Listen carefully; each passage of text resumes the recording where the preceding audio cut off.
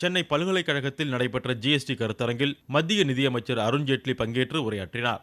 பன்முகத்தன்மை கொண்ட இந்தியாவை ஒருமுகப்படுத்துவது சவாலான விஷயம் என்றும் 17 வகையான வரிகளை ஒருங்கிணைத்துதான் ஒரே வகையான ஜிஎஸ்டி கொண்டுவரப்பட்டுள்ளதாகவும் அவர் கூறினார். ஆயிரக்கணக்கான பொருட்களுக்கு ஒரே சீரான வரி விதிப்பதும் சாதாரண விஷயமல்ல என்றும் ஜேட்லி குறிப்பிட்டார். போர் ஏற்படும் சூழல் இல்லாவிட்டாலும் ஒருவேளை போர் ஏற்பட்டால் அதற்கு தேவையான ஆயுதங்கள் இருப்பில் இருப்பதாக பாதுகாப்புத்துறை பொறுப்பையும் கவனிக்கும் மத்திய அமைச்சர் அருண்ஜேட்லி கூறினார். இருப்பினும் நாட்டு மக்களை பாதுகாக்கும் வீரர்களுக்காகவும் ராணுவத்திற்கும் நவீன ஆயுதங்கள் வாங்க வேண்டியிருப்பதாலும் நாட்டின் வரி வருவாய் ஆதாரம் அவசியமாகின்றது என அவர் விளக்கம் அளித்தார்.